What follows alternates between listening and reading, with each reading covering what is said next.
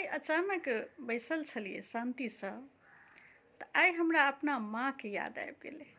माँके जे स्नेह होइ छै, प्रेम होइ छै।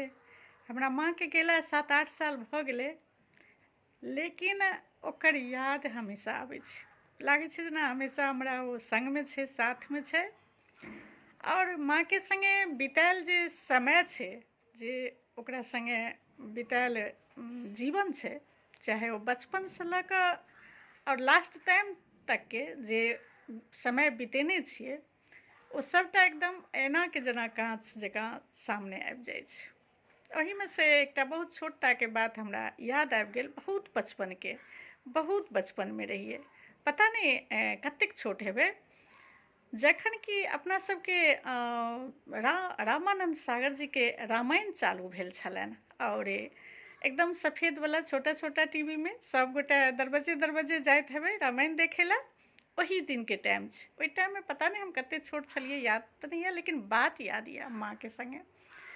बात की छलै जे जखन हमसभ माँके संगे रातिके सुतै लए जाइ छलियै ने, तऽ माँ रामायणके हमरा सभके कथा सुनाबैत रहै छलै, एकटा कहानी जकाँ। जे एकटा राजा दशरथ जी छलखिन, हुनका 4टा पुत्र छलनि, और सबसँ बड़का पुत्रके नाम राम छलनि, लक्ष्मण, भरत, शत्रुघ्न।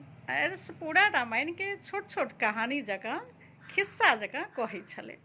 बड़ा इंटरेस्ट लऽ कऽ सुनै छलियै राम भगवानके कहानी, और सुनते सुनते कए दिन अब माँ लगमे सुति रहै छलियै। तऽ एना होइत होइत की भेलै, जो रामायण शुरू भेलै, तऽ हमसभ रामायण देखै लए बहुत भागि भागि कऽ जाइ छलियै।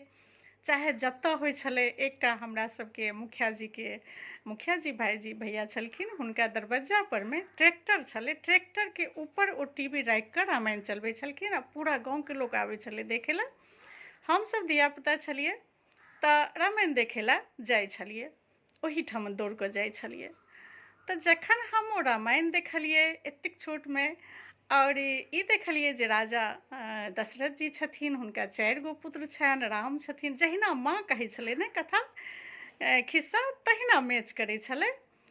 तऽ हम दौड़ल दौड़ल माँ लग गेलियै और कहलियै, माँ तू जे खिस्सा कहै छलहीन जे राजा दशरथ जी छथिन, हुनका 4 गो पुत्र छथिन, ओ सब गोटा आबि गेलखिन हन एहिठामन, और टीवीमे देखा रहल छै एहि दुनियामे ओ आबि गेलखिन हन।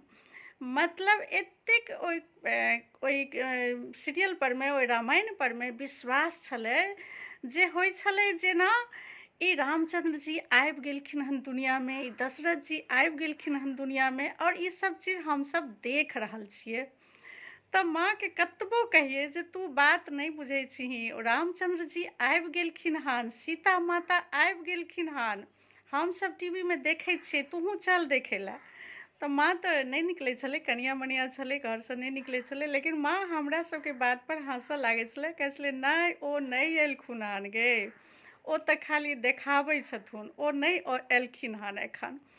हम कहियै जे तू नहि बात बुझै छी, ओ आयल छथिन, हम देख कऽ एलियै हन। और एहि चीजके जिद्दम जिद्दा माँ संगे होइ छलै।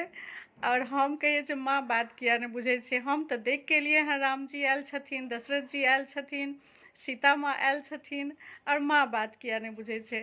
आ माँ हँसैत रहै छलै और कहै छलै जे तू बताइ छही, ओ एगो युगमे आयल छलखिन, एहि युगमे ओ नहि एथिन, नहि एलखिन हन। तऽ वएह चीज एखन याद आबि गेल। और तऽ कहलियै कि जे देखियौ, बचपनके समयमे जे लोक काज करै छै, ओ जे याद आबै छै, तऽ केना लागै छै जे कतऽ हमसभ गलत रहियै, कतऽ माँ सही छलै। आब अपने आप पर हँसी आबै छै और माँके याद आबै छै। ठीक छै, जय मिथिला, जय मैथिली। फेर एहन कोनो बात हेतै तऽ गप करब अहीँ सभसँ। किया तऽ जहन अकेलापन महसूस होइ छै तऽ अहीँ सभसँ गप करै लए चलि आबै छी, फेसबुक परिवारसँ, अपना सोशल मीडियाके परिवारसँ। ठीक छै, जय मिथिला, जय मैथिली, बाय बाय।